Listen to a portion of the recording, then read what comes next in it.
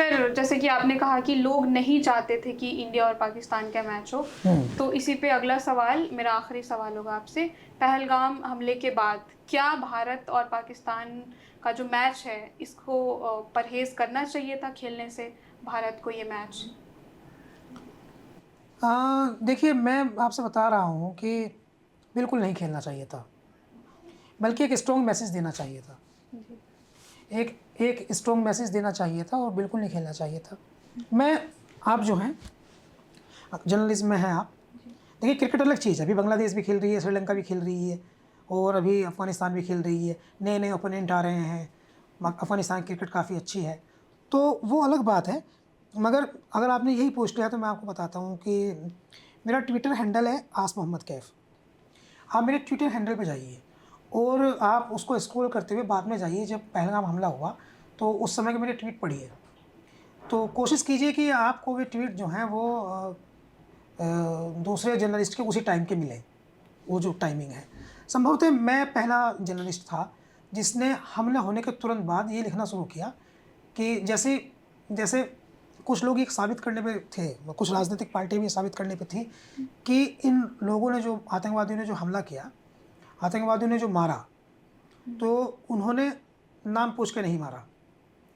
उन्होंने रैंडमली, जैसे आतंकवादी के पास कोई धर्म नहीं होता, तो उन्होंने रैंडमली लोगों को मार दिया और महिलाओं को नहीं मारा, लेकिन रैंडमली सबको मार दिया। तो आप ट्वीट पे जाइए। मैंने सबसे पहले ट्वीट किया कि मुझे डाउट है कि मैं बहुत कि मेरा ट्वीट पढ़िएगा कि मुझे लगता है कि इन्होंने नाम लेके मारा। इन्होंने वेरीफ़ाई किया कि हम हिंदू मार रहे हैं। इन्होंने वेरीफ़ाई करके मारा। मेरा पहला ट्वीट है ये। उस ट्वीट की टाइमिंग देख लीजिए। तो फिर मैंने अपनी दलील दी उसमें, मतलब तर्क दिए कि ऐसा क्यों किया इन्होंने। तो मैंने बहुत सारे तर्क दिए उसमें, पॉइंट बनाए। पॉइंट बना के उसमें मेरा बेस ये था कि ये, और मैं तब तक तो भारत सरकार ने भी ये बात नहीं की थी, किसी एजेंसी ने भी ये बात नहीं की थी, लेकिन मैंने कहना शुरू किया कि मुझे इसलिए डाउट है क्योंकि पाकिस्तान चाहता है कि भारत में हिंदू और मुसलमानों के बीच में खाई पैदा हो, जो पिछले कुछ समय से मिटती दिखाई दे रही है। कई इश्यूज़, कई दलील मैंने उसमें दी, मैं उस पर अपनी नहीं डिस्कस कर रहा, लेकिन वो बड़ी मजबूत दलील थी।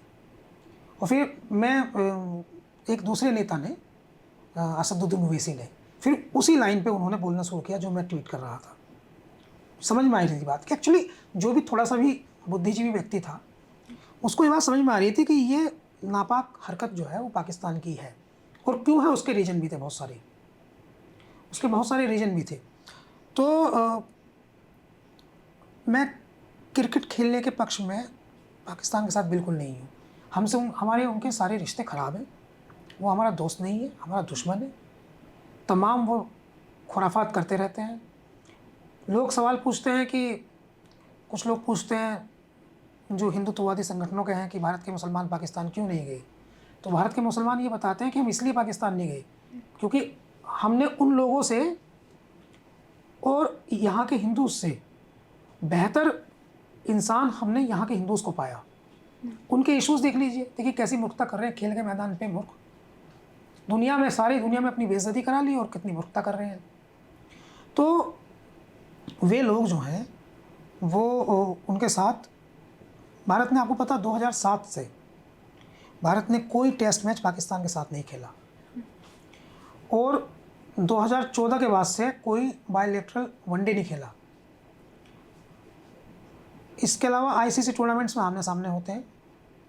आईसीसी टूर्नामेंट्स के अलावा कहीं आमने-सामने नहीं होते, आईसीसी टूर्नामेंट्स में आमने-सामने होते हैं। खैर, और ठीक है, सिस्टम है, हट नहीं सकते, हटेंगे तो इस समय आईसीसी के प्रेसिडेंट इंडियन है, जय शाह हैं, तो इसलिए भी ये बस सब चीज़ें ध्यान रखनी पड़ती है।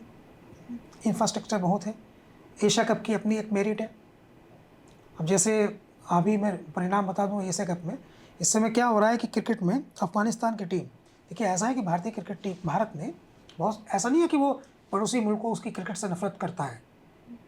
भारत ये नहीं है कि पड़ोसी मुल्क को क्रिकेट को सपोर्ट नहीं करता। आईसीसी का प्रेसिडेंट जरूर इंडियन है, अभी कई बार रहे हैं इंडियन, कई बार आईसीसी के प्रेसिडेंट रहे हैं। अब भारत का जो बोर्ड है बीसीसीआई, वो आईसीसी का सबसे ज़्यादा पैसे वाला किसी एक कंट्री का बोर्ड है। तो मैं जो बता रहा हूँ वो ये बता रहा हूँ कि भारत ने अफगानिस्तान की क्रिकेट टीम को कितना सपोर्ट किया है। उनके स्टेडियम हमने दिए हैं, नोएडा और देहरादून, स्टेडियम तो हमारे हैं। लेकिन अफगानिस्तान की क्रिकेट टीम के होम ग्राउंड है भी। अफगानिस्तान की आईसीसी में होम ग्राउंड उनके इंडिया के स्टेडियम, यहाँ ट्रेनिंग दी है, यहाँ कोचेस दिए हैं उनको, आईपीएल में खेलने के लिए उनको चांसेस दिए हैं, मौका दिया। ये अलग बात है कि उन्होंने अपना काम बेहद ईमानदारी से किया, अपना टैलेंट वो दिखा रहे हैं। अजमत वो अपना उनका परफॉर्मेंस अच्छी है, रहमतुल्लाह गुरबाज हैं, वो खिलाड़ी अच्छे हैं, और उन्होंने दुनिया के हर पटल पर अपना आपको साबित किया है। दुनिया की कोई टीम उन्होंने छोड़ी नहीं है जिसको उन्होंने आईसीसी में हराया ना हो या आईसीसी से बाहर ना हराया हो।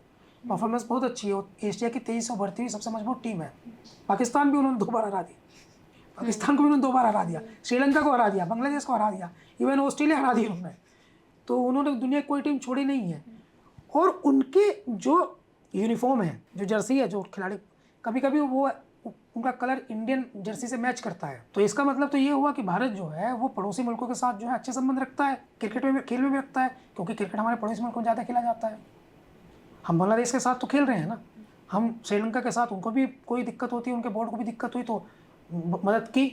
पाकिस्तान के साथ ही क्यों समस्या है, हम क्यों पाकिस्तान के साथ अच्छी रिलेशन नहीं?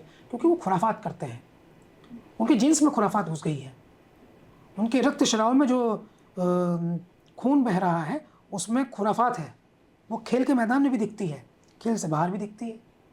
ये प्रॉब्लमेटिक है।